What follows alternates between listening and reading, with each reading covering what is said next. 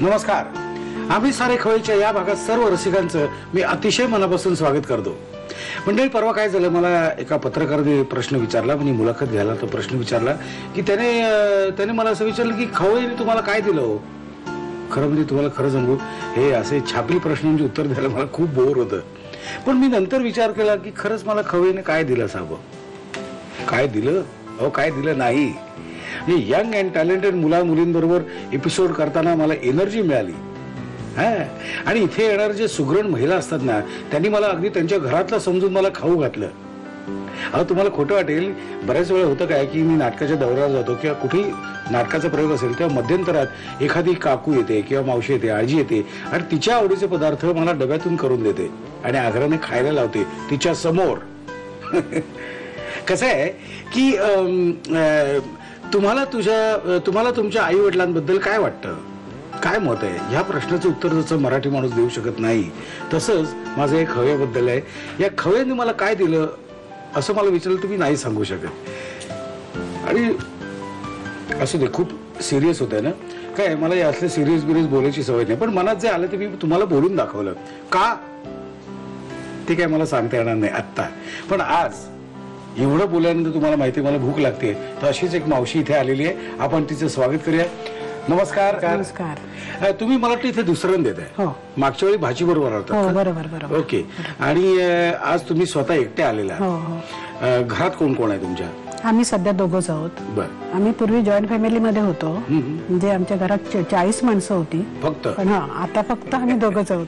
पण ती सवय जी लागली आहे की असं थोडं करणं दोघांपुरतं असं होतच नाही. मग शेजारी पाचारी तुमच्यासारखे जे खाणारे खवय्ये असतात, मी ज्यांना आवडतं त्यांना बोलून आज जेवायला या, आज चहाला या, हे चालू असतं. त्याच्यामुळे करण्याची आवड असल्यामुळे आमचं कुकिंग चालूच आहे. जे येत नसतील किंवा जे येऊ शकत नसतील त्यांच्याकडे घरी या, घरी डबा नेऊन मी स्वतः देते. म्हणजे कसं होतं, खाल्लं की नाही ते समजतं.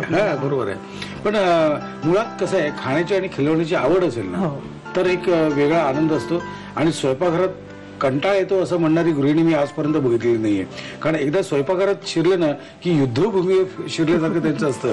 कमरेला पदर बांधून बिंदून तवा बिवा काय करायचं ठरवूया असं करून जे काय घुसतात सगळ्या गृहिणी, आणि ते पूर्ण केल्याशिवाय बाहेरच येत नाही. आपल्याला सुद्धा आता किचन मध्ये लवकरात लवकर जायचंय, कारण मागच्या वेळी जे काही खाल्लंय त्याची चव अजूनही जिभेवर आहे. पण आज काहीतरी वेगळं दिसतंय मला किचन मध्ये, मडकी बिडकी दिसतायत. आपण किचनकडे जाऊया का? या. आमच्या खवय्यानं तुम्ही आज काय दाखवणार आहात? आज मडक्यातलं मटण दाखवणार आहे. मडक्यातलं मटण, सुकं मटण आणि हंडी, मटण हंडी म्हणतो आपण त्याला. मटण हंडी. आणि एक भाजीचा प्रकार दाखवणार आहे आणि एक पॅनकेक दाखवणार आहे. एक पॅनकेक. पहिल्यांदा आपण काय बनवणार? मटण हंडी. साहित्य सांगतो मला काय काय? त्याच्यासाठी मटण, याला आलं लसूण लावून ठेवायचं तासभर. नंतर कांदा, कोथिंबीर, आलं लसूण वाटलेलं, लाल तिखट, गरम मसाला, हळद आणि मीठ. ओके. एवढंच आहे? एवढंच साहित्य बघितलेलं आहे. हे आपण साधारण किती वेळ मॅरिनेट केलेलं आहे? 1 तासभर करून ठेवायचं. त्याला आपण काय काय लावलेलं आहे? आलं लसूण आणि लाल तिखट. आलं लसूण, लाल तिखट, थोडंसं मीठ बारीक. कारण जास्त मीठ लावलं तर मटण शिजत नाही. ओके. साहित्य बघितलं. आता जाऊया कृतीकडे. पहिल्यांदा इथे आपण हंडी ठेवलेली आहे आणि त्यात आपण थोडंसं तेल घातलेलं आहे. आता आपण त्याच्यात कांदा घालणार आहे. कांदा भरपूर घालायचा, कारण याला खोबरं वगैरे नाहीये. अच्छा. आता हा जरा खूप लाल करायची जरूर नाही. म्हणजे परतला त्याच्यातलं पाणी सगळं सुकलं की झालं. आता ह्याच्यात मटण टाकायचं. आता त्यालाही वाफ आली की ह्याच्यावर आपण झाकण ठेवायचं आणि शिजवायचं. म्हणजे आत पाणी बिणी घालायचं नाही. हे आपल्याला शिजवायचं किती वेळ? 20 मिनिटं लागतात. बरोबर, मिनिमम साधारण 15 ते 20 मिनिटं. आता त्याला शिजवायचं म्हणजे त्याचं असं आपण ओळखायचं की हे भांड, त्याचं जे झाकण आहे ते असं उलटं ठेवायचं. याच्यात पाणी घालायचं. हे त्याचं आतलं जे भांड आहे तेवढ्यातच पाणी घालायचं, ते भरून. बस. आणि हे पाणी सुकायला साधारण 15 ते 20 मिनिटं लागतात. आणि ते सुकलं की आपण गॅस बंद करायचं, मग ते शिजतं बरोबर. ओके. प्रचंड काम केले असं मी म्हणू शकत नाही, कारण आम्ही काहीच काम केलेलं नाहीये. जे काय काम केलं ते गॅसने केलं आणि हंडीने केलेलं आहे.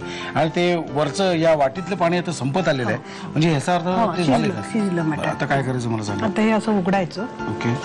ढवळून घेते. मला अजूनही पाणी भरपूर आहे. 20 मिनिटं झालं तरी आता आपल्याला सुकं करायचंय ना, म्हटल्यानंतर हे थोडंसं आटवायचंय. आता आपण एक एक मसाला घालायचा आहे ह्याच्यात. गरम मसाला आहे हा, याचा वेगळा मसाला आहे जरा, म्हणजे हा टिकायला पाहिजे म्हणून आपण तेलात कालवतोय. सगळं एक एक घालायचं सगळं. तिखटपणा याला जास्त पाहिजे म्हणून आपण 2 चमचे तिखट घातलेलं आहे. हळद थोडीशी लावली होती म्हणून. आलं 1 चमचा, आलं आणि लसूण आहे 1 चमचा. आणि मीठ पण थोडं लावलंय, कारण पहिलं खूप मीठ लावलं ना नेहमीसारखं तर मटण शिजत नाही. झालं आता हे. अच्छा, रेडी झालं का? रेडी झालं. ठीक आहे, आता फक्त याच्यात कोथिंबीर घालायची, विषय संपला. चला, आमचा विषय संपलेला. तुम्ही लिहून घ्या. साहित्य आणि कृती. कधी एकदा खाते असं झालंय मला. हंडी मटण बनवण्यासाठी लागणारं साहित्य: तिखट आणि मीठ लावून मॅरिनेट केलेलं मटण, कांदा, कोथिंबीर, आलं लसूण पेस्ट, तिखट, गरम मसाला, हळद आणि मीठ. कृती: प्रथम मातीच्या भांड्यामध्ये तेल गरम करून त्यामध्ये कांदा परतून घ्यावा. त्यामध्ये मॅरिनेट केलेलं मटण घालून एक वाफ काढावी. तिखट, हळद, आलं लसूण पेस्ट, गरम मसाला आणि मीठ घालून मटण वाफेवर शिजवून घ्यावं. वरून कोथिंबीर घालून डिश सर्व्ह करावी.